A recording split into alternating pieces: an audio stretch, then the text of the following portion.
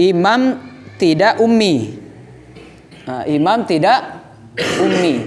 Ummi sebenarnya artinya secara yang masyhur, yang terkenal itu artinya ummi itu orang yang la yaqra, tidak bisa baca, tidak bisa tulis. Apa namanya ini? Buta huruf. Buta huruf. Tidak bisa baca, tidak bisa nulis. Itu namanya ummi. Nah, ummi di sini bukan itu yang dimaksud. Nah, tapi ummi di sini orang yang tidak bagus bacaan Al-Fatihahnya. Orang yang tidak bagus bacaan Al-Fatihahnya. Yang tidak bagus di sini maksudnya ada lahnu jali. Lahnu jali itu namanya apa? Kesalahan yang fatal, kesalahan yang besar. Nah, yang mampu merubah makna, huruf diganti huruf yang lain. Atau meninggalkan tasydid. Jadi fokusnya dua, mengganti huruf atau tidak membaca tasydidnya. Di dalam Al-Fatihah ada tasydid. Karena tasydid itu sebenarnya adalah huruf. Sedangkan surah Al-Fatihah itu adalah rukun. Apa artinya? Kurang satu tasydid atau kurang satu huruf atau salah satu huruf, artinya surah Al-Fatihah tidak sah. Nah, seperti itu. Jadi apa yang dimaksud ummi di sini? Orang yang man lam yuhsin harfan minal Fatihah. Orang yang mempunyai kekurangan di dalam surah Al-Fatihah. Baik itu secara huruf, misalnya huruf apa misalnya? Ha diganti kaf. Ya kan? Alhamdu. Nah, ini kan mengganti huruf namanya. Mengganti huruf. Nah, atau huruf-huruf yang lainnya misalnya ar-rahim, ya kan? Atau alhamdu, pakai h, artinya kan alhamdu, seperti itu. Jadi huruf-huruf ini ketika diganti terkadang merubah makna. Misalnya rabbil alamin, pakai hamzah. Rabbil alamin, alam, bukan alam. Kalau alam semesta, pakai ain. Alam semesta artinya, tapi kalau alam ya sakit. Sakit artinya. Atau meninggalkan tasydid. Meninggalkan tasydid. Contohnya iyyaka na'budu, artinya iyyaka na'budu, iya, berarti itu ya-nya hilang satu. Ya-nya hilang satu dan iya artinya matahari. Kalau iya berarti kita menyembah matahari. Nah, itu kan fatal. Iyyaka na'budu, dan ini biasa ada orang. Makanya lebih diperjelas lagi tasydidnya. Ditekan sedikit, dinabar sedikit. Tapi enggak usah juga terlalu kuat. Enggak usah juga. Ya yang sedang-sedang, enggak usah terlalu takaluf. Nah, enggak usah terlalu takaluf, tapi harus ada nabernya. Jangan sampai kita bacanya tanpa tasydid. Contohnya iya, ini berarti tidak pakai tasydid. Tidak pakai tasydid artinya harusnya iyyaka itu artinya apa? Kepadamu, hanya kepadamu. Na'budu, kami menyembah. Nah, itu. Tapi kalau terganti iya berarti matahari. Matahari artinya. Nah, seperti juga akhir waladdallin. Nah, itu kan di lamnya ada tasydid. Di lamnya ada tasydid. Kalau orang baca waladdallin, berarti tidak pakai tasydid. Berarti kurang satu tasydid. Kurang satu tasydid artinya kurang satu huruf. Karena tasydid itu huruf.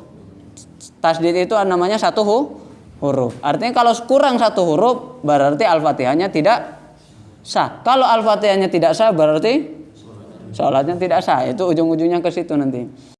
Bismillahirrahmanirrahim. Assalamualaikum warahmatullahi wabarakatuh. Alhamdulillahirabbil alamin, wassalatu wassalamu ala asyrafil anbiya'i wal mursalin wa ala alihi wa sahbihi ajma'in, amma ba'du. Nas'alullah ayyamunna alaina bil ilmin nafi' wal amalis salih wa ayyaftaha lana futuhal arifin wa ayyufaqqihana fid din wa ayyarzuqana al ikhlas fil aqwali wal a'mal. Amin ya rabbal alamin. Nah, insyaallah kita akan melanjutkan pada pembahasan yang selanjutnya, yaitu berkenaan dengan salat berjamaah. Salat berjamaah. Nah, insyaallah sebelum kita masuk ke syarat salat berjamaah, ada baiknya kita mengetahui hukum salat berjamaah, yang dimana di dalam mazhab Al-Imam Asy-Syafi'i hukum salat berjamaah ada beberapa pendapat. Ada beberapa pendapat, tetapi yang paling kuat bahwasanya hukumnya adalah fardu kifayah. Jadi apa hukum salat berjamaah adalah fardu kifayah. Nah, jadi seperti salat jenazah. Nah, jadi hukum salat berjamaah fardu kifayah. Jikalau ada di satu kampung itu orang yang sudah melaksanakan salat berjamaah, maka sudah gugur.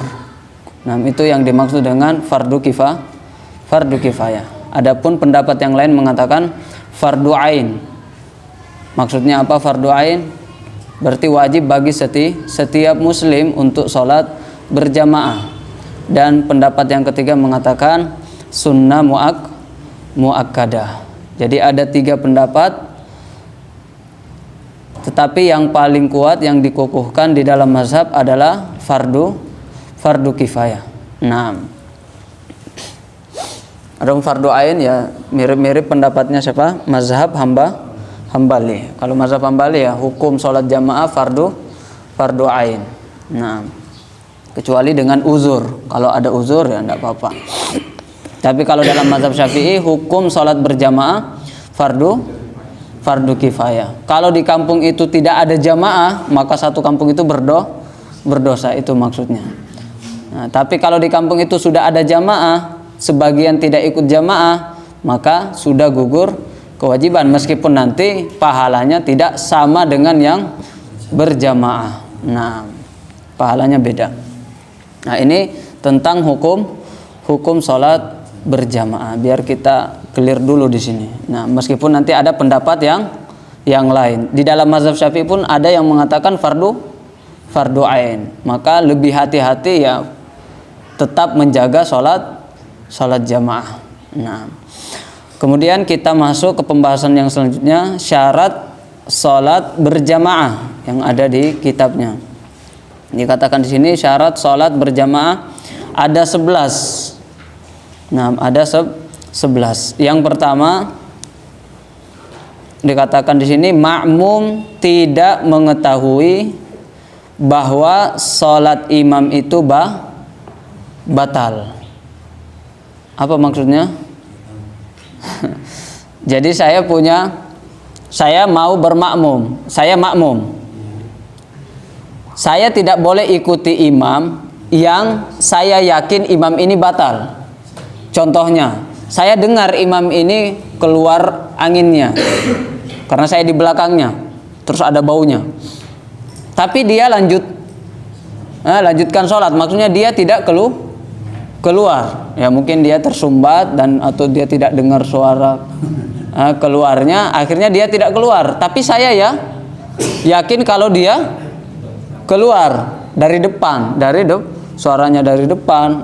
Ini dari imam ini. Nah, maka saya ketika itu tidak boleh bermakmum sama imam yang saya yakini bahwa dia batal. Nah, ini yang dimaksud. Atau apapun itu yang dapat membatalkan sholat. Kalau dia sudah batal, berarti saya harus keluar dari jamaah. Ya, jadi saya tidak boleh ikuti sampai dia selesai. Karena apa? Karena saya sudah yakin bahwa sholat dia batal. Nah, ini yang pertama. Berarti makmum tidak mengetahui bahwa sholat. Tapi kalau sholat imamnya batal, tapi kalau kita tidak tahu ya tidak apa? tidak apa-apa. Yang tidak boleh kalau kita sudah tahu, sudah yakin ini sudah batal, tapi kita masih ikut. Nah, ini yang tidak boleh. Nah, baik itu dengan hadas, baik itu dengan najasah, ada najisnya atau ada hadasnya dan lain-lain sebagainya yang mampu membatalkan sholat, atau dia tidak memenuhi rukun atau tidak memenuhi syarat sah sholat, maka bisa dikatakan bahwa sholat imam ini tidak sah, atau bisa dikatakan sholat imam ini batal. Kalau kita sudah tahu bahwa sholat imam ini batal, maka kita sebagai makmum tidak boleh ikut. Nah, yang kedua, makmum tidak yakin bahwa sholat imam perlu diqodho. Apa ini maksudnya? Jadi sekarang ada sebagian sholat di dalam mazhab Syafi'i itu harus diqodho. Dia sholat atau kita sholat, tetapi setelah kita sholat ini masih harus diulang atau diqodho. Apa contohnya? Orang yang bertayamum sebabnya karena dingin. Jadi karena dia merasa dingin, akhirnya dia tayamum, tidak bisa wudu. Orang yang tayamum sebabnya karena kedinginan atau karena dingin, maka sholatnya itu dia wajib sholat, tetapi nanti diulang, diqodho. Nah, maka kalau kita tahu tadi dia tayamum, kenapa kamu tayamum?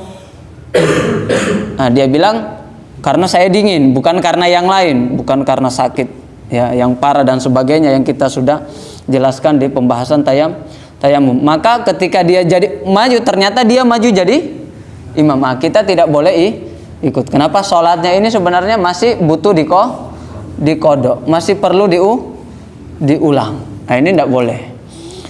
Atau contoh lain yang namanya faqidu at-tahuro ini. Apa itu faqidu at-tahuro ini? Jadi tidak ada air, tidak ada debu, dua-duanya tidak ada, tidak bisa wudu, tidak bisa tayamum. Kemudian bagaimana? Misalnya contohnya dia di dalam kereta atau dia di pesawat. Di pesawat tidak ada, misalnya dia tidak bawa debu dan tidak ada air. Dia belum sholat asar. Dan dia tahu pesawatnya ini mendarat setelah maghrib misalnya jam 7 malam. Artinya apa? Sampainya sudah keluar waktu asar, waktu sholat asar. Sama ketika kita di perjalanan naik kereta misalnya. Dan kita tahu, biasanya kita tahu sampainya jam berapa. Nah, kalau itu sudah keluar waktu sholat dan kita belum melaksanakan misalnya sholat asar dan sampainya setelah sholat maghrib, di tempat itu pada kondisi itu tidak ada air, tidak ada debu, apa yang kita lakukan? Ya, jumhur ulama mengatakan ya kita tetap sholat tanpa wudu, tanpa tayamum. Tapi sholat ini gunanya cuma untuk menghormati waktu namanya. Karena kita nanti sholatnya setelah habis waktu atau sampainya setelah habis waktu, maka kita tetap wajib sholat. Tapi ini belum menggugurkan kewajiban. Kenapa?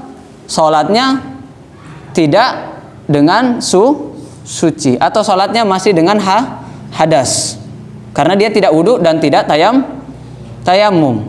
Tidak ada air, tidak ada debu, tidak bisa wudu, tidak bisa tayamum, tetap sholat kecuali kalau misalnya dia yakin nanti kita sampainya sebelum habis waktu. Boleh nanti setelah sampai baru sholat asar. Tapi kalau misalnya dia yakin sampainya setelah habis waktu asar, maka tetap sebelum habis waktu asar itu di dalam kereta atau di pesawat, maka dia tetap wajib sholat untuk menghargai waktu asar. Kemudian setelah mendarat nanti baru diqodho, tapi wudhu dulu. Wudhu kemudian diqodho sholat asarnya. Seperti itu. Orang yang sholat namanya istilahnya lihurmatil waqt, untuk menghargai waktu. karena dia masih wajib diqodho, ini tidak boleh menjadi imam. Atau dengan kata lain, kita sebagai makmum, kalau kita tahu dia sholat ini untuk menghargai waktu, kita tidak boleh bermakmum dengannya. Kita tidak boleh mengangkat dia jadi imam. Itu maksudnya. Ini yang nomor 2. Kalau sholatnya itu masih wajib diqodho. Nah, kemudian yang selanjutnya. Fadol. Apakah boleh sholatnya itu dijamak itu ketika misal di pesawat kan menemukan air atau tapi untuk menghormati waktu itu kan maksudnya dalam safar kan? Ya. Apakah boleh? Jamak boleh. Nah, nanti kalau misalnya imamnya duduk, tapi boleh kita berimam dengan orang yang duduk kalau dia tidak mampu berdiri. Jadi misalnya ada imam, dia tidak bisa berdiri. Dia duduk, makmumnya berdiri.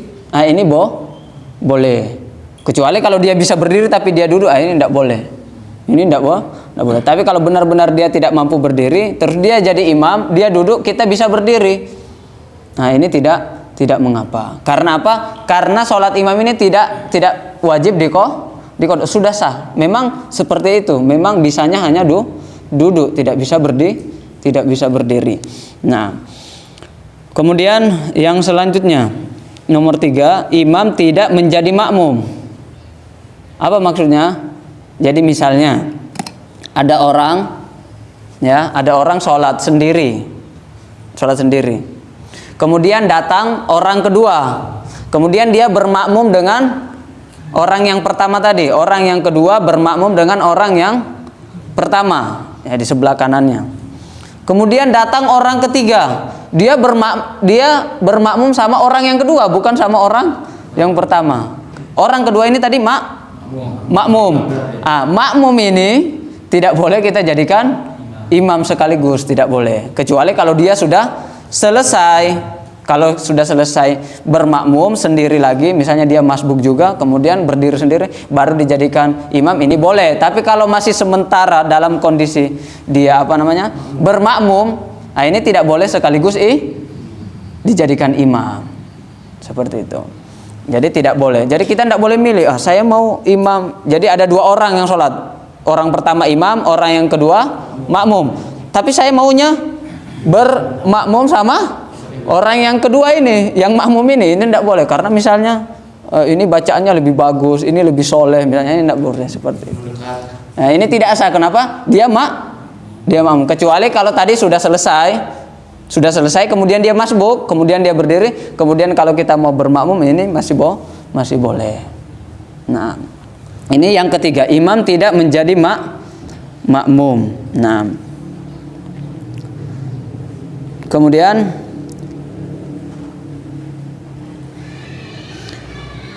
imam tidak ummi. Imam tidak ummi. Ummi sebenarnya artinya secara yang masyhur, yang terkenal itu artinya ummi itu orang yang layak yaqra, tidak bisa baca, tidak bisa tulis. Buta huruf. Buta huruf. Tidak bisa baca, tidak bisa nulis. Itu namanya ummi. Tapi ini bukan, nanti ummi di sini beda artinya. Tapi kita jelasin dulu. Jadi Nabi kita itu ummi. Nabi Muhammad SAW itu dijadikan oleh Allah sebagai orang yang ummi. Ini karena kasih sayang Allah kepada siapa? Kepada umatnya Nabi.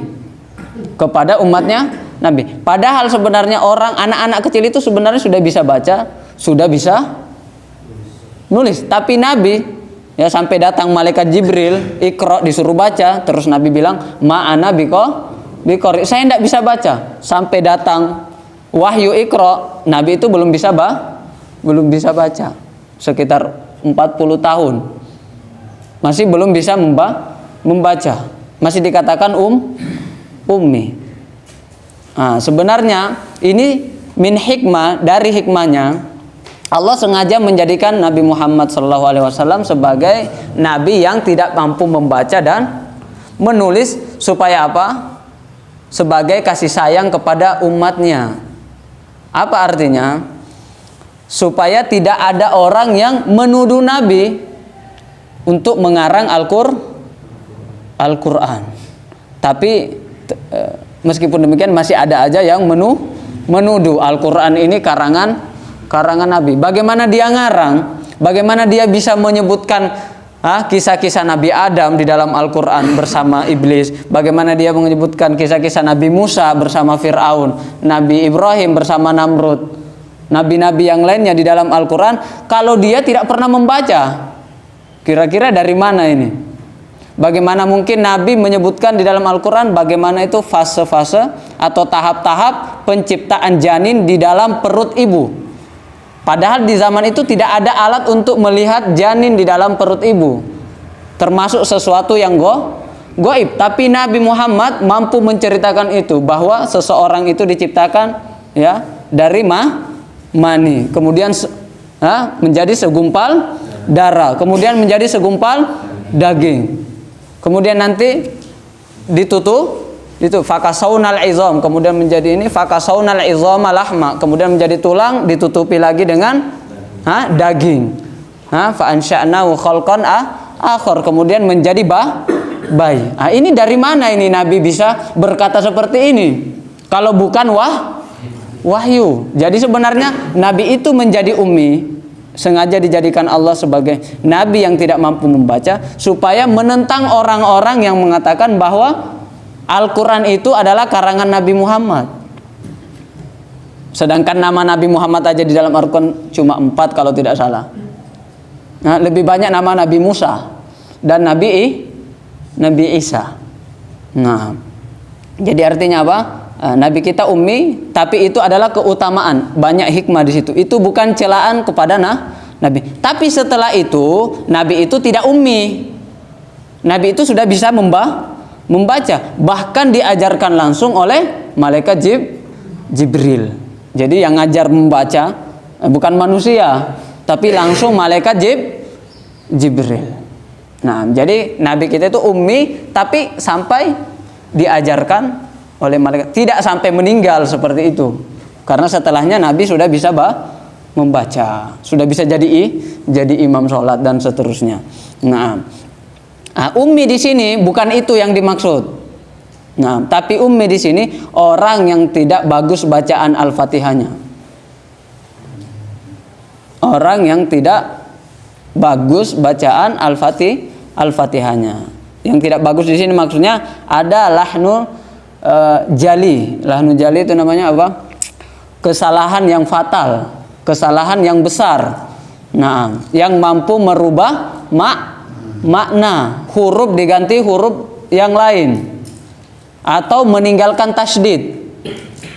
Jadi fokusnya dua, mengganti huruf atau tidak membaca tasydidnya. Di dalam Al-Fatihah ada tasydid, karena tasydid itu sebenarnya adalah huruf, sedangkan surah Al-Fatihah itu adalah rukun.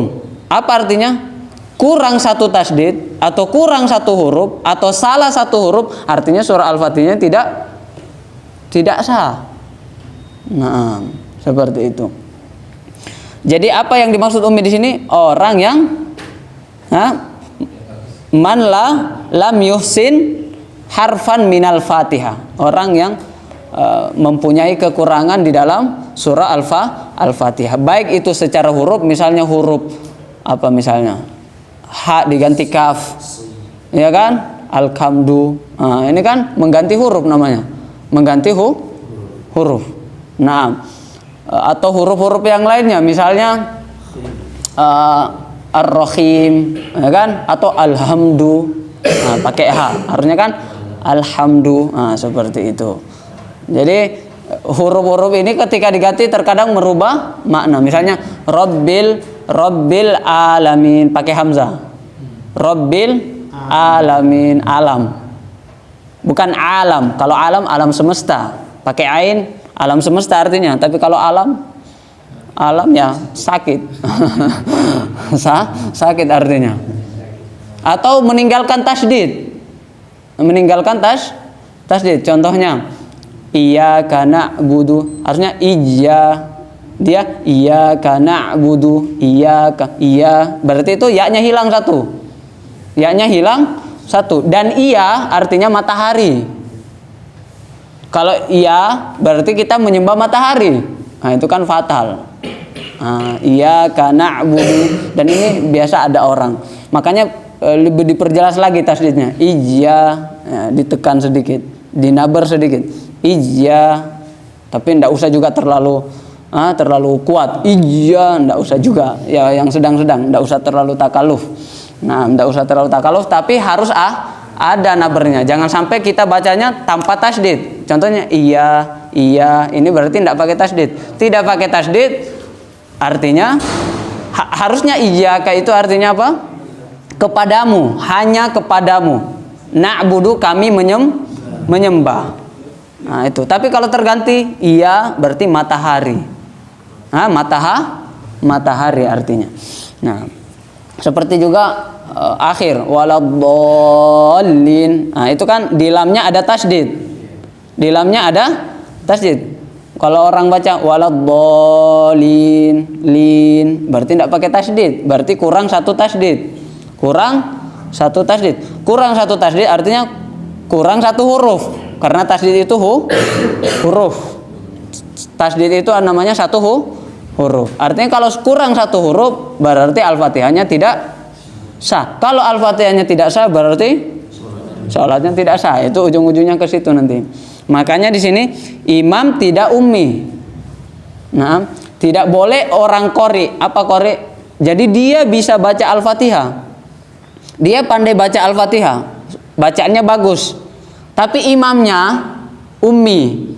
Imamnya tidak maksudnya ada kekurangan di dalam membaca Al-Fatihah. Ini pendapat yang muktamad, yang dikukuhkan di dalam mazhab Imam Syafi'i, itu tidak sah. Kita berimam dengan orang yang bacaan Al-Fatihahnya tidak benar, sedangkan makmumnya bisa. Kecuali kalau makmumnya juga tidak bisa. Misalnya memang ini imamnya sudah ini yang paling baik. Makmumnya ini ya masih sah. Kenapa? Ya juga dia seperti itu. Memang sudah seperti itu. Tapi kalau ada yang bisa tapi dia tidak jadi imam, bahkan yang jadi imam itu yang tidak bisa bacaannya masih kacau, maka di sini yang qori ini, yang bagus bacanya itu tidak sah. Tapi yang ummi juga tetap sah. Berarti Ustaz enggak usah belajar biar jadi ummi. Enggak gitu konsepnya. Nah, itu masbuk juga sama sebenarnya. Itu pendapat yang paling dikukuhkan di mazhab, namanya mu'tamad. Ya, yang mu'tamad di mazhab itu yang seperti itu. Nah, makanya itu sebenarnya memilih imam itu ya enggak sembarang. Itu. Ya, enggak harus sampai istitola misalnya duduknya. Itu kan maksudnya penyempurnaan aja.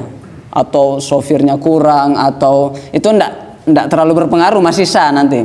Tapi yang paling parah itu ya mengganti huruf sama tasdidnya, itu dua itu fokusnya. Meskipun enggak terlalu fase, tapi sudah benar lah, paling tidak sudah standar, sudah aman seperti itu. Nah, tapi kalau masih kacau balau, huruf diganti huruf, alkamdu, amta, harusnya kan an'amta, jadi amta, atau yang lain-lain ya, biasa kita dengar masih walazzolin, itu kan walazzolin dan seterusnya. Nah, fadhal. Seumpama kita sholat di masjid yang lain itu gimana? Terus imamnya gitu. Nah, inilah pentingnya sebenarnya kita ajar paling tidak itu tahsin Al-Fatihah.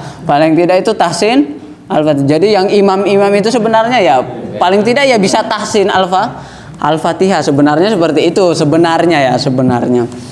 Cuman ya ada pendapat kedua di dalam mazhab juga, tetapi bukan yang kuat. Ya paling tidak ya mungkin kadang-kadang kita perlu tahu juga ya, makanya tadi kita mengatakan al-ibra bil ma'mum. Al-ibra bil ma'mum. Ada juga al-ibra bil imam. Pendapat yang paling kuat adalah yang dianggap itu adalah makmumnya, kemampuan makmumnya, bukan kemampuan imamnya. Kalau makmum ini sudah pandai baca Al-Fatihah, kemudian imamnya tidak, maksudnya masih banyak yang salah, tasdidnya ketinggalan dan seterusnya, atau huruf diganti huruf, maka tentunya menurut makmum ini batal, ya kan? Karena Al-Fatihahnya tidak sah. Nah, ini yang kuat yang kita katakan tadi. Tetapi pendapat yang kedua, yang dianggap itu bukan makmumnya, tetapi imamnya. Apa artinya? Kalau imamnya, berarti menurut dia ini sudah sah. Menurut imam ini sudah sah. Ya memang dia sudah tidak bisa memperbaiki bacaan. Maksudnya ada apa namanya? Ada bawaan, lidahnya memang seperti itu, atau gara-gara giginya lidahnya ada penyakit, dan seterusnya. Maka menurut dia itu sudah sah. Kalau sudah sah, berarti kita juga sah. Seperti itu. Jadi ada dua pendapat sebenarnya. Tapi sebenarnya ya yang ideal itu yang pendapat pertama tadi. Maka dari itu ya, saya dulu pernah sholat di sana di masjid masyarakat sama Syekh di Salman. Sholat subuh. Nah, imamnya ini masih menurut saya ya menurut saya masih banyak PR-nya ya, masih banyak PR-nya. Makanya Syekh ini setelah sholat langsung suruh saya terjemahin, ngajain mereka belajar Al-Fatihah, karena saya paham ini kacau ini Al-Fatihahnya, dan kalau Al-Fatihahnya kacau ya kita ini kewalahan di belakang. Apalagi kalau Syekh punya sanad ya, bacaannya Masya Allah, qori dia qori. Nah dia qori. Nah, imamnya orang maksudnya belum standar. Jadi maksudnya paling tidak, kata Syekhnya, paling tidak Al-Fatihahnya saya siap ngajarin katanya. Paling tidak Al-Fatihahnya. Tetapi tempat itu ya tidak mau, takut. Katanya saya sudah punya halaqah tahsin di sana, saya sudah punya kelas tahsin di sana. Akhirnya sayanya tidak mau sholat situ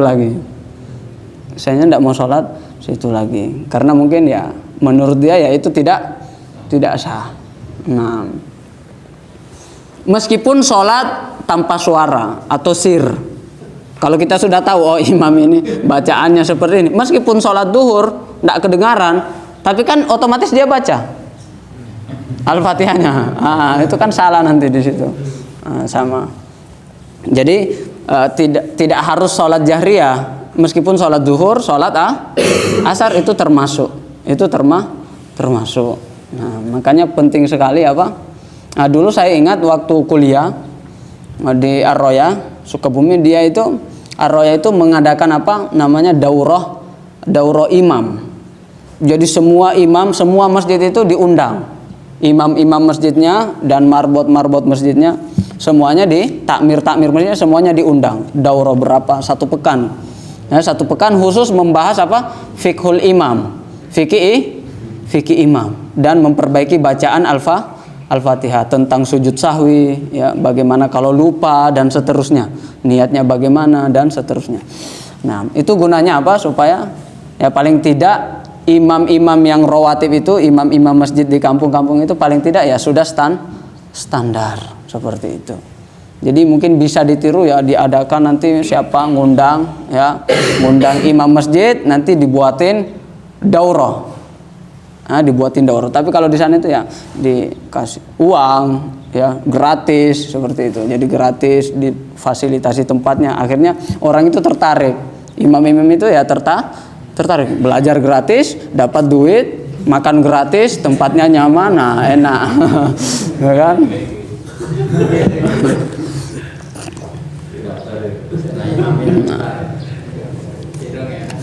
Nah, itu memang ada ada dana khusus seperti itu. Nah, nanti ngundang guru dinia seperti itu. Nanti ada fasenya. Bulan ini ngundang ini imam-imam masjid. Nanti bulan depan ngundang misalnya guru-guru dinia, guru-guru agama di sekolah-sekolah umum, SD dan seterusnya. Nah, ini yang keempat. Kemudian Makanya dikatakan apa? Ya umul qauma aqra'ukum li kitabillah. Yang menjadi imam itu yang paling bagus bacaannya, yang paling paham hukum-hukum sholat, apalagi hukum-hukum sholat berjamaah, hukum-hukum imam. Nah, jadi yang jadi imam itu kalau bisa ya jangan yang ngeselin, sering ngibulin orang. Akhirnya kalau dia imam, orang jadi makmum jengkel. Nah, tidak khusyuk nanti, tidak khusyuk. Nah, terus tidak fasik misalnya, tidak fasik, tidak terkenal peminum khamar, pejudi, pezina, itu tidak boleh jadi imam. Dan masih banyak lagi adab-adab kalau mau jadi imam. Harus mengetahui siapa yang ada di belakang, ya makmumnya. Nah, jadi kadang ada imam itu ketika dia sholat jamaah, dia jadi imam, dia itu bacanya yang panjang-panjang. Bacanya panjang Al-Baqarah, ngambil tengah-tengah Al-Quran, surah Al-Maryam, surah ini, yang keren-keren lah pokoknya. Jadi kayak anti dengan juz amma lah. Anti ini juz amma ecek-ecek ini. Ya, jadi level saya sudah di atas misalnya seperti itu. Nah, akhirnya dia malu baca surat-surat pendek, akhirnya dia ngambilnya sana, akhirnya banyak lupa misalnya, atau enggak tahu waqaf ibtida ini mulainya di mana, berhentinya di mana, itu biasanya kelihatan. Tapi kalau sholat sendiri, masya Allah, Valentino Rossi. Nah, orang-orang seperti ini biasa ada masalah di dalam kolbunya, pengen dibilang sholat sendiri dia cepat, sholat sama orang dia baca panjang, kulhu terus. Kalau sholat sendiri pokoknya kulhu, nggak ada yang lain selain kulhu. Padahal sunnahnya kalau sholat berjamaah itu ringkas. Kalau sendiri baru panjang. Terserah mau satu malam pun kita sholat 30 juz pun ya terserah. Kalau sendiri, nah ini yang bagus. Jadi sendiri dia panjang, tapi kalau dia imam di ringkas. Soalnya nggak semua orang bisa berdiri lama. Ya, tidak semua orang seperti imam, ya kan? Nah, terkadang ini karena gengsi, karena tidak paham, karena pengen pamer, ya. Makanya imam itu ya bukan yang seperti itu juga. Makanya terkadang kalau bisa imam itu ya paham, bacaannya bagus, standar, paham hukum imam. Terus dia kalau bisa ya, lebih bagus lagi kalau dia yang ada lebih tua seperti itu, lebih tua. Meskipun di dalam mazhab ya boleh orang mumayyiz belum balik sudah bisa imam. Sudah sah maksudnya. Sudah sah. Kalau ada anak-anak kecil dan dia mumayyiz, apa itu mumayyiz? Paling tidak umur 7 tahun. Mumayyiz sudah bisa membedakan ini bara api, ini kurma. Ini bara api, ini kurma. Kalau diberi pilihan nanti dia pilihnya kurma, bukan bara api. Kalau Nabi Musa kan dulu ya dites. Nah, ketika itu narik jenggotnya siapa? Fir'aun. Akhirnya Fir'aun marah, mau dibunuh Nabi Musa. Kata istrinya jangan. Dia ini masih kecil, belum paham sama sekali. Nah, kita tes kalau dia ini belum paham. Nah, istrinya Fir'aun, Asia, beri pilihan 2, bara api, ya mirip-mirip. Bara api sama kurma, sama-sama hitam, ya kan? Bara api sama kurma. Akhirnya Nabi Musa milihnya bara api, makanya bara api ya. Makanya katanya akhirnya jadi tidak fasih kalau ngomong. Ya, tidak fasih. Makanya doanya Rabbishrahli sadri wa yassirli amri wahlul 'uqdatam min lisani yafqahu qouli. Makanya dia minta supaya saudaranya Harun itu diutus fa innahu afsahu. Karena dia lebih fasih ngomongnya daripada saya, kata Nabi Musa. Nah, orang mumayyiz ini biasanya 7 tahun sudah bisa membedakan, sudah paham pertanyaan, sudah bisa. Nah, ini sudah bisa jadi imam. Kalau misalnya memang di kampung itu ya dia yang paling bagus bacaan Al-Fatihahnya. Jadi banyak orang yang besar tapi orang yang besarnya tidak, masih banyak salahnya, maka kita dahulukan yang lebih fasih. Nah, kemudian yang kelima, makmum tidak mendahului tempat sholat imam. Tempat sholat imam, makanya ini tempatnya. Nah, kita sudah singgung ini kayaknya kemarin.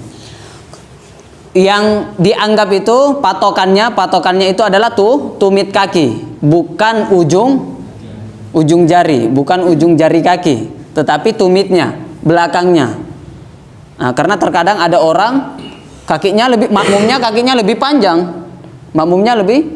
kakinya, akhirnya meskipun tumitnya di belakang tapi jarinya lebih di depan. Nah, itu nggak apa-apa, nggak usah lihat jarinya. Yang dilihat apa? Tumit belakang kaki ini. Nah, ini kalau makmumnya ini misalnya biasanya sholat berdua, sholat jamaah berdua. Biasanya kan di samping kanan kalau laki-laki, kalau perempuan di samping kiri. Ini nanti modelnya kalau perempuan tapi bukan di sampingnya langsung, di belakang tapi lebih lebih kiri kalau perempuan. Tapi kalau meskipun satu, bukan di tengah, bagusnya di kiri. Tapi kalau di tengah ya enggak apa-apa. Maksudnya lebih bagus di kiri. Kalau sama istri misalnya, suaminya imam, istrinya di belakang tapi kiri sedikit, itu lebih bagus. Kalau laki-laki sama laki-laki 2 orang, maka sejajar. Shopnya sama, tidak terlalu ke belakang. Shopnya sama, satu seperti ini. Nah, tetapi jangan sejajar, jangan sejajar. Kalau sejajar ini makruh hukumnya. Maksudnya tumitnya sama.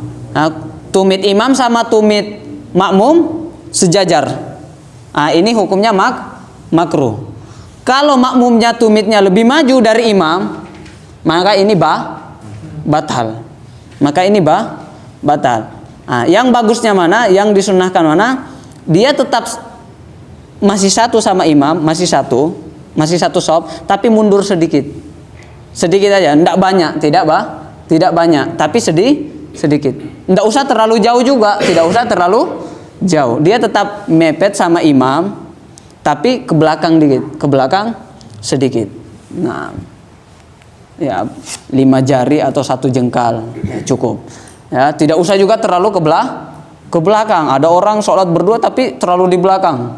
Nah, bagusnya apa? Tetap satu shop, tapi usahakan tumitnya di belakang sedikit dari imam. Kenapa?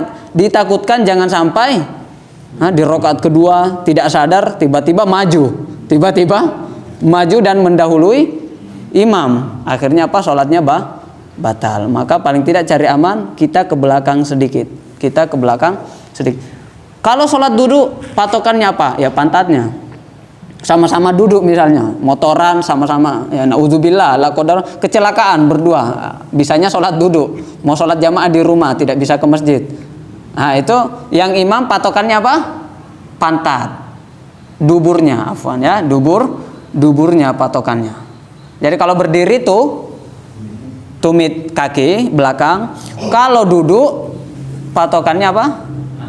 Pantatnya jangan sampai makmumnya pantatnya lebih ke depan daripada imamnya, seperti itu. Ya.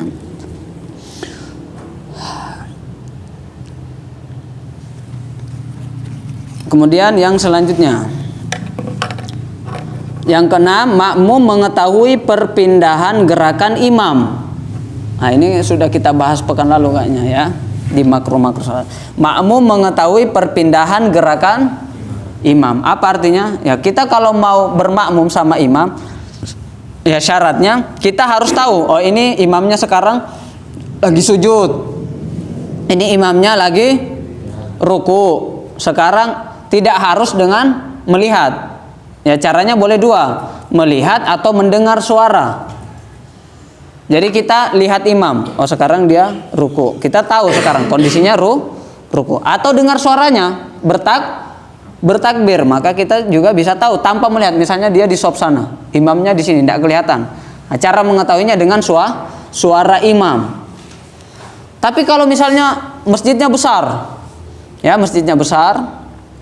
dan kita tidak bisa dengar suara imam, tidak bisa lihat imam, boleh mendengar atau melihat orang yang melihat imam. Jadi makmum yang di depan kita itu, dia melihat makmum yang depannya lihat makmum, seterusnya. Maksudnya masih ada berkesinambungan, nah masih bersambung sanadnya, nah, masih sampai imam. Atau suara, dia mendengarkan suara. Jadi makanya biasa ada apa, mubalik atau apa, Bilal, apa namanya? Yang ikutin suara imam. Nah, yang ngikutin suara imam itu enggak apa-apa. Nah, mubalik. Jadi misalnya kita enggak, misalnya apalagi enggak ada mic atau mati lampu, tapi masjidnya besar. Nah, itu bisa disambung. Nah, orang yang di tengah sana, ya, kalau dia merasa oh kayaknya yang jauh di belakang ini tidak dengar suara imam, dia yang di tengah itu bisa membesarkan suara supaya apa? Supaya orang yang di belakangnya itu dengar. Jadi bisa stafet seperti itu, bisa stafet suara. Bahkan orang yang tidak sholat, di samping sana misalnya, dia bisa nyambung suara dan itu boleh. Tidak harus orang sholat. Nah, karena dia dengar suara imam, kemudian dia sambung suara imam takbirnya. Nah, itu boleh. Itu juga perempuan boleh juga. Maksudnya? Yang mengeraskan suara itu, karena mungkin kan jamaahnya banyak nih. Kemudian sampai yang belakangan perempuan. Tapi kalau bisa jangan sampai terdengar sama jamaah lagi. Maksudnya di jamaah perempuan kan? Iya. Di jamaah perempuan. Nah, kalau memang untuk memberitahu memang sudah tidak bisa mengetahui yang di belakang kecuali dengan suara, ya enggak apa-apa. Apalagi enggak bisa ngelihat, ya kan, terlalu jauh. Nah, terlalu jauh. Nah, kemudian yang ketujuh, berada dalam satu masjid atau berada dalam jarak kurang lebih 300 hasta. Nah, 300 hasta ini bisa kalau hitungan sekarang itu 150 meter. 150 meter itu 300 hasta. Nah, apa maksudnya ini? Yang pertama, jadi ada dua kondisi, makmumnya di dalam masjid atau makmumnya di luar masjid. Nah, kita yang pertama dulu. Kalau makmumnya di dalam masjid, masjidnya luas sekali, tapi masih dalam masjid, imamnya di sini mihrab di depan sini, makmumnya di belakang sana, itu tidak apa-apa. Jadi itu tadi yang sunnahnya itu ya di samping kanan itu dekat. Tapi kalau mau di belakang sana, di pojokan, itu tetap sah, tapi maksudnya tidak bagus seperti itu ya, tidak bagus. Masa imamnya di sini, dia di sana. Tapi maksudnya kalau berbicara sah atau tidak, ya sah. Kenapa? Masih di dalam masjid. Kalau masih dalam masjid, misalnya imamnya di sini, makmumnya di pojok sana, atau makmumnya di pojok sana belakang, ya masih sah. Kenapa? Masih satu masjid. Nah, seperti itu. Baik laki-laki ataupun perempuan. Tapi sunnahnya kalau dua orang, ya tetap di sini bersama imam. Ya, tidak usah terlalu jauh. Jangan sampai nanti dia tidak dengar suaranya, atau kurang bisa melihat. Karena kan tadi ada syarat ke-6. Ya kan, harus mengetahui pergerakan imam. Tapi kalau jauh dia masih bisa melihat atau masih bisa mendengar karena pakai mikrofon pembesar suara, maka tetap sah. Jadi patokannya kalau dalam masjid, sejauh apapun jamaahnya tetap sah. Meskipun jaraknya antara imam dan makmum itu jauh, ya tetap sah kalau di dalam masjid. Nah, sekarang yang kedua, kalau orang sholat di luar masjid, Di halaman gitu. ya di halaman, atau misalnya ini rumah atau apa ini, kantor. Ya. Oh, itu aja tuh halamannya. Nah, sini di belakang sholat, ya kan? Misalnya rumahnya belakang masjid di sana. Nah, dia mau sholat di rumah, tapi ikut jamaah di masjid. Itu boleh. Di luar masjid boleh, tapi dengan catatan tadi tidak melebihi 300 hasta. 100 berapa tadi? 50. Tapi kalau sudah 200 jaraknya, bukan jarak imam. Sekarang bukan jarak imam ke orang yang sholat di luar masjid, tapi jarak siapa? Jarak shop terakhir. Misalnya nih, shop terakhir sampai belakang sana, berarti ngukurnya dari shop terakhir, bukan dari imam. 150 itu bukan dari imam. Kita ngukurnya dari shop yang paling belakang. Shop dari paling belakang ini kita ukur sampai ke posisi kita. Kalau masih 100 meter berarti masih sah. Tapi kalau sudah 200, 300 berarti sudah tidak tidak sah. Kenapa? Sudah di luar masjid dan jaraknya sudah melampaui 300 hasta. Sudah terlalu jauh. Tapi dengan catatan tadi, di rumahnya itu ada pintu. Kalau seperti ini kan ini tidak ada jalan ini. Ini. Ini tidak ada jalan. Nah, ini ada pintu di depan situ, di depannya. Jadi belakang, misalnya ini bangunan di belakang, tapi ada pintu yang menghadap ke masjid. Ya, kalau dia misalnya mau ke masjid, ke imam itu bisa jalan maju. Kalau pintunya dari sana, dari arah belakang sana, berarti tidak sah. Kenapa? Dia harus mutar. Dia harus mutar ke sana terus. Kalau dia harus jalan mundur, misalnya dia sholat di sini. Kalau saya mau ke imam terus harus mundur, ini tidak sah. Tapi kalau maju, berarti sah. Patokannya itu jalan mundur atau jalan maju. Kalau samping ya masih sah. Makanya kalau orang di samping sini, misalnya ini, tapi ini masjid.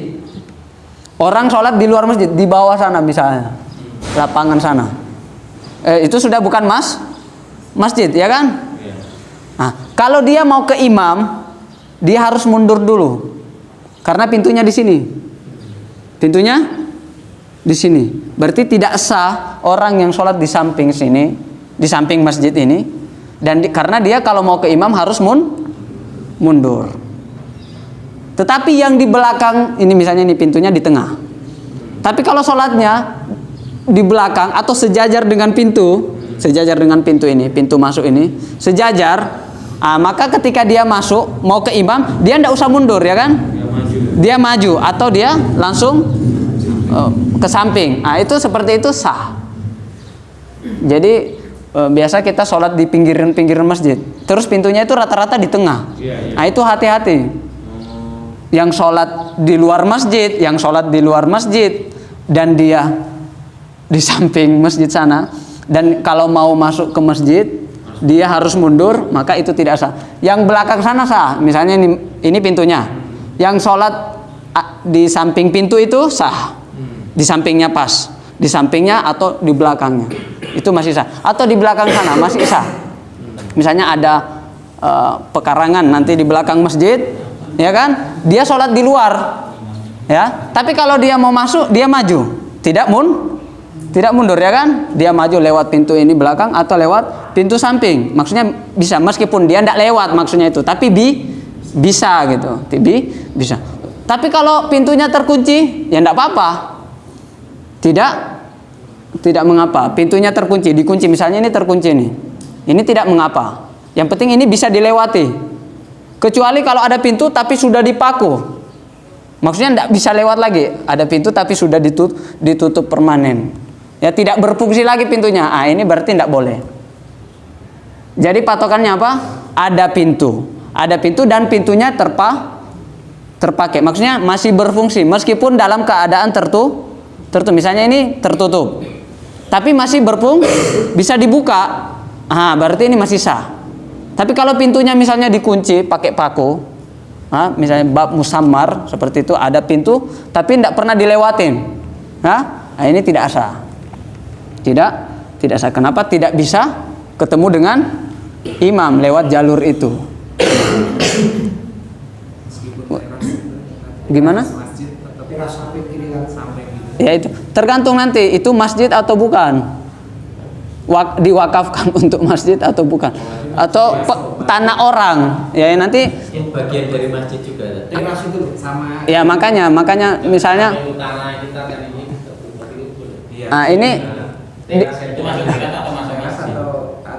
ini saya pernah mendengar, jadi kayak begini nih, nanti kembali lagi ke niatnya.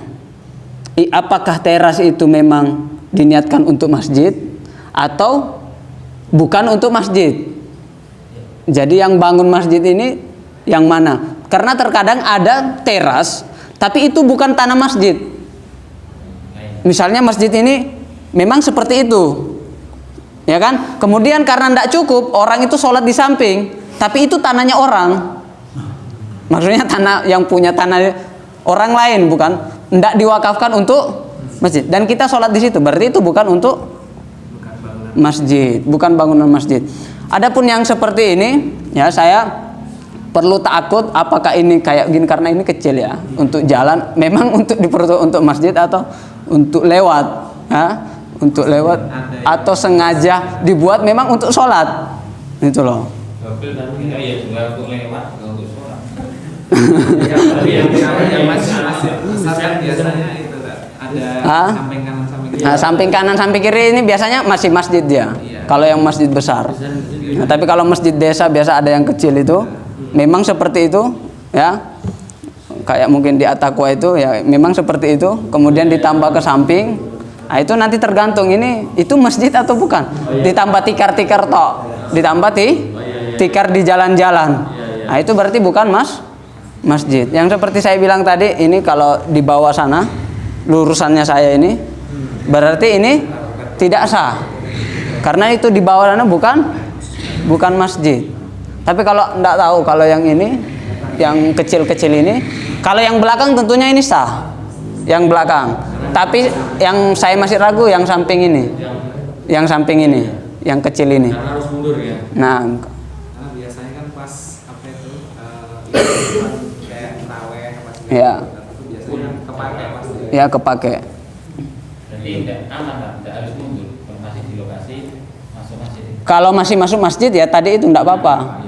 Nah, Emang desain masjid kan kayak gitu gambarnya. makanya kalau mau desain masjid sebenarnya ya Kita sih Dua sahabat.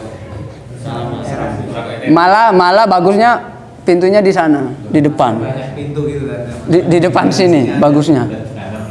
Biar orang itu yang mau sholat di situ ya tetap sah, soalnya dia maju nanti. Oh iya. Jangan kalau di tengah nanti takutnya yang di depannya ini tidak sah nanti. Seperti itu. Makanya biasa perlu juga sebelum bangun masjid itu ya disesuaikan.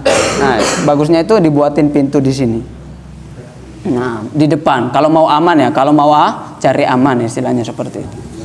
Tapi nanti kembali lagi ini termasuk masjid atau bukan ya. Sebenarnya itu kembali kepada yang bangun masjid.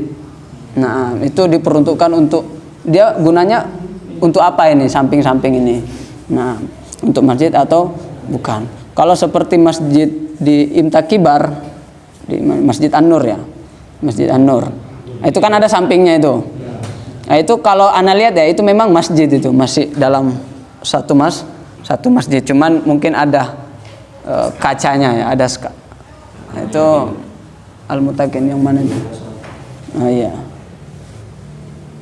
Nah, jadi nanti ditanyakan lagi sama ini tanahnya yang tambahan ini tanah masjid, tanah wakaf masjid atau bukan? Nah, diperuntukkan untuk masjid atau bukan? Nah,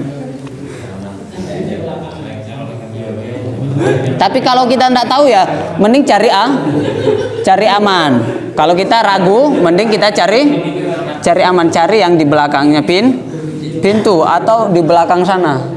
Ya, halaman yang ada di belakang atau halaman yang berada di pintu dan ke belakang. Kalau mau kalau misalnya saya ragu ini masuk masjid atau tidak, ya mending kita cari yang aman. Seperti itu. Kalau mau sholat di luar. Nah, atas bawah sama. Nanti lihat tangganya di mana? Hah? Kalau tangganya masuk ke masjid, berarti itu dalam masjid.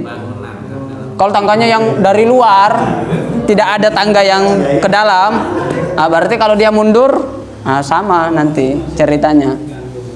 Nah, kan biasa tangganya itu dibuat di dalam masjid, berarti itu masih dalam masjid.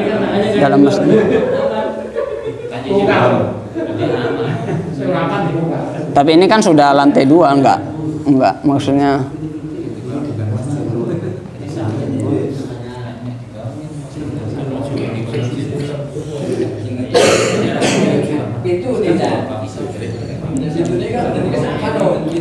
Jadi mungkin bisa difokuskan lagi kalau mau sholat di luar itu syaratnya 3. Yang pertama tadi jaraknya berapa? 300 hasta, 150. Kemudian syarat yang kedua ada pintu, ada jalan, ada ada jalan. Meskipun pintunya dikunci tidak apa-apa, tapi maksudnya tidak tidak permanen. Nah, tidak ditutup permanen. Itu yang kedua. Yang ketiga, tidak jalan mundur. Kalau dia misalnya untuk ke imam itu tidak butuh jalan mundur. Itu 3 syarat kalau kita mau sholat di luar masjid. Adapun di dalam masjid tadi ya, nah jaraknya ya tidak ada sampai berapa 300 hasta ya, lebih pun tidak mengapa. Tapi ya kurang layak, tidak layak kita sholat jauh dari imam. Nah, meskipun itu diwakafkan, misalkan sebelum untuk masjid, tapi yang di sini untuk taman. Kalau sholatnya kalau diwakafkan untuk taman, berarti dia bukan untuk masjid. Jadi beda taman sama masjid. Misalnya wakafnya, ini wakafnya untuk apa? Wakaf masjid. Masjidnya sampai sini, ini untuk parkir, ini untuk taman, berarti bukan. Intinya bangunannya masjid itu. Bangunan masjidnya yang diperuntukkan untuk masjid. Yang diperuntukkan untuk apa? Untuk masjid. Nah, kalau kita misalnya luas ada tamannya, ya itu untuk taman, bukan untuk masjid, bukan untuk sholat, untuk taman. Nah, untuk istirahat.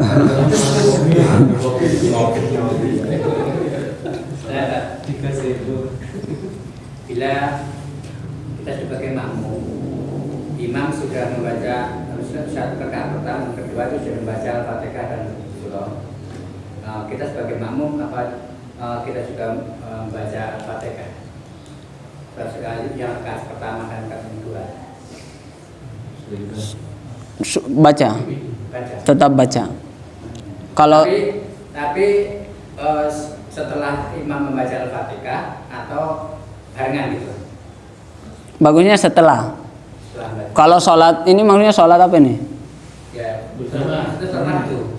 Maksudnya keras atau? Enggak, imamnya kan membaca Al-Fatihah kan. Nah, kita sebagai makmum kan. Berarti keras ini, keras. Sholat maghrib misalnya.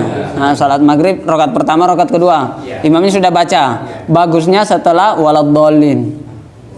Makanya biasanya kalau imam mazhabnya Syafi'i, dia itu ada jeda namanya, ada sakatat. Dia tidak langsung baca surah. Jadi setelah amin, dia diam sejenak. Diam itu untuk apa? Untuk memberikan kesempatan untuk makmum baca Al-Fatihah. Jadi kita tahu, oh ini imamnya ini biasa misalnya apa? Tidak langsung gas, waladhdallin amin, bismillah, maksudnya langsung baca surah. Berarti kita tahu ya, kadang ya boleh juga, tidak harus seperti itu. Boleh juga ketika imam baca Al-Fatihah kita ngikut baca Al-Fatihah, itu boleh juga seperti itu. Tapi yang lebih bagus itu ya setelah waladhdallin dan imamnya berhenti, kemudian kita diberikan kesempatan untuk baca Al-Fatihah. Nah, seperti itu. Tapi wajib. Kecuali kalau masbuk dan imamnya sudah ruku. Di sini sudah ditanggung imam. Tapi kalau kita masih dapat imam berdiri, maka masih tetap kita wajib. Adapun ketika imam baca surah, kita fastami'u. Cuma apa? Mendengar, enggak usah ngikut baca. Mentang-mentang hafal ya diikutin, enggak usah didengarkan. Kalau surah. Tapi kalau Al-Fatihah dibaca, karena disitulah intinya, inti sholat, rukun sholatnya. Di mana masbuk kemudian dapat imam lagi baca surah, masbuk ini tetap harus baca Al-Fatihah. Nah, selama dia masih berdiri masih baca Al-Fatihah. Soalnya itu sudah dirinya dulu. Kalau itu kan sunnah, rukunnya dulu. Kalau misalnya ada orang rumahnya kebakaran, guru saya itu biasanya bilang gitu. Rumah kita kebakaran, rumah orang kebakaran, kita selesaiin yang mana dulu? Ya rumah sendiri dulu. Nah, diri kita selamatkan dulu, baru selamatkan orang. Jangan sampai kita ngajarin orang, kita malah enggak selamat. Takutnya seperti itu, ya kan? Seperti lilin lah istilahnya, seperti lilin. Jadi selamatkan dulu kita. Maksudnya baca dulu Al-Fatihahnya. Nanti sedapatnya. Nah, surahnya nanti sedapatnya. Bila kita sholat, kita kan ada nadzar. empat mazhab.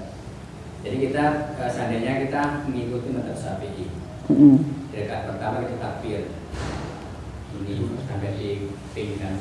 Ya. Tapi di saat kita terakhir attack terakhir, kita itu pakai mazhab lain. Gado-gado. Nah, kan kalau mazhab Syafi'i kan harusnya ini kan apa tuh? Pas ya, begini kan. Tapi kalau mazhab lain kan ada yang masuk gak begini, maju tapi gak begini. Coba kalau dicampur bagaimana? Apakah sah atau enggak sholatnya? Kombinasi. Tergantung nyampurnya, tergantung nyampurnya. Kalau dia sampai tidak membatalkan, berarti tidak mengapa. Karena ada sesuatu kalau dicampur tidak batal. Tetapi secara adab itu bagusnya satu mazhab. Contohnya biar lebih ini. Contohnya kita wudhu dalam mazhab Syafi'i itu yang penting terbasuh, tidak harus digosok, ya kan? Yang penting kena air itu sudah sah, meskipun sunnahnya nanti digosok. Tapi Maliki, di mazhab Maliki itu kalau kita wudhu itu harus tidak cukup dengan basah, membasuh tidak cukup, terbasuh harus. Artinya apa? Orang kadang wudhunya dengan mazhab Syafi'i, maksudnya apa? Nanti dia tidak gosok misalnya, sebagian gosok, sebagian tidak. Artinya apa? Secara mazhab Maliki wudhunya tidak sah, ya kan? Secara mazhab Syafi'i sah. Nanti pas mau membatalkan wudhu, dia bilang di dalam mazhab Syafi'i menyentuh yang bukan mahram, ya kan? Ajnabi ya, menyentuh istri misalnya, suami istri bersentuhan, itu membatalkan wudhu. Tapi dia bilang enggak, saya mazhab Maliki, ya kan? Karena mazhab Maliki itu maksudnya kalau tidak pakai syahwat tidak batal. Kapan dia batal? Kalau menyentuhnya pakai syahwat. Jadi dia wudhunya pakai Syafi'i, batalinnya pakai Maliki. Gimana mau dia batalin pakai Maliki, padahal dari awal dia wudhu mazhab Maliki pun sudah tidak menganggap wudhunya tidak sah. Paham maksudnya? Mazhab Maliki ini tadi wudhu gimana mau batal? Tidak batal, memang tidak sah dari awal. Paham maksudnya? Menurut mazhab Maliki ini wudhu kita ini tidak sah, gimana mau batalin? Terus dia ngomong saya mengikutin mazhab Maliki, padahal dari awal menurut mazhab Maliki wudhunya tidak sah. Ini kalau nyampur-nyampur tidak paham ini. Jadi menurut mazhab Syafi'i batal, menurut Maliki sudah tidak sah dari awal. Dari dua mazhab tidak ada yang sah. Pahamnya? Karena gabung-gabung gitu, makanya amannya itu ya satu, gitu loh. Kecuali nanti ada darurat dan dia memang sudah tahu ilmunya.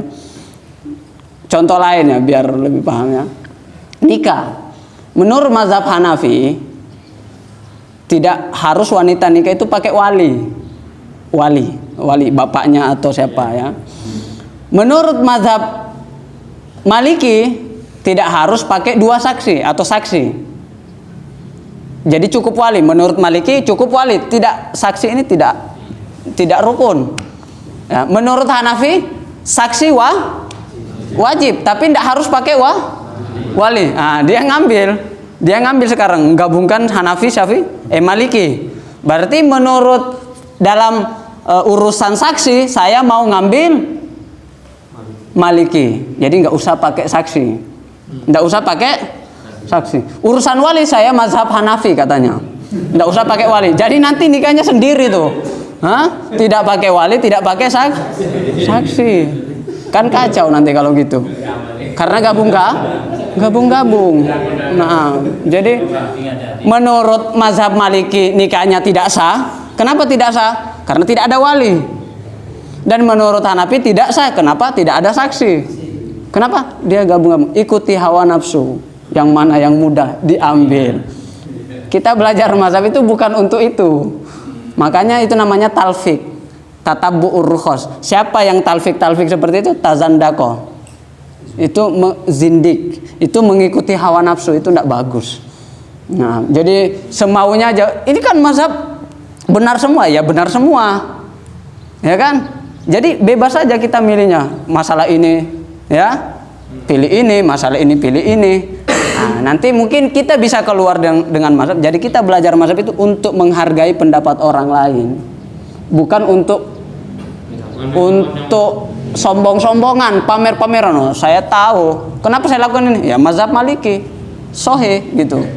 Kenapa gini? Mazhab Hanafi, sahih gitu. Jadi dia belajar mazhab itu, belajar pendapat-pendapat untuk pamer bahwa oh masya Allah dia ini alim, tahu pendapat ini, tahu pendapat ini. Jadi sengaja dia terkadang tidak mau melakukan itu. Kenapa? Supaya ditanya kenapa ini?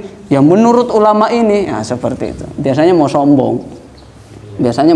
Atau mengikuti hawa nafsu sesuai seleranya. Beragama itu bukan sesuai selera kita. Jadi ngikuti hawa nafsu. Oh menurut saya ini yang lebih mudah.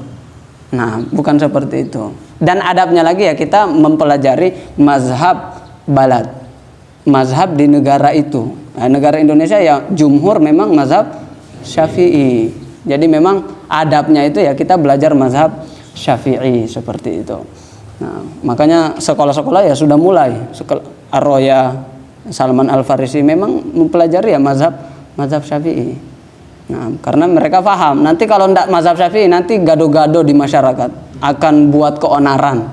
Soalnya nanti di masyarakat seperti ini nanti dia keluar dari pondok nyalah-nyalahin. Kenapa? Dia belum belajar. Nah, kan datang dengan sesuatu yang baru. Nah, contoh saya orang Sulawesi. Di sini orang Jawa. Saya bawa adat orang Sulawesi ke sini. Kurang ajar kan saya? Ya kan maksudnya seperti itu. Ini bukan urusan agama loh, maksudnya masih urusan misalnya kita ke kondangan. Terus adat saya beda. Saya mau adat saya di sana. Padahal saya tamu di sini. Berarti sebenarnya saya yang kurang ajar, ya kan? Karena saya nggak tahu diri namanya itu. Saya nggak tahu diri. Saya sebagai pendatang harus menyesuaikan adat orang di sini. Seperti itu. Apalagi beragama. Nah, gimana nih? Sisa berapa ini? 4. Gimana nih? Sudah atau ya sudah dulu ya.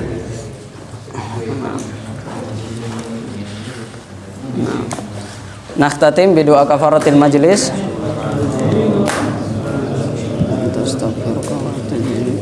Wassallallahu ala sayyidina Muhammad. Syukran barakallahu fikum. Assalamualaikum warahmatullahi wabarakatuh.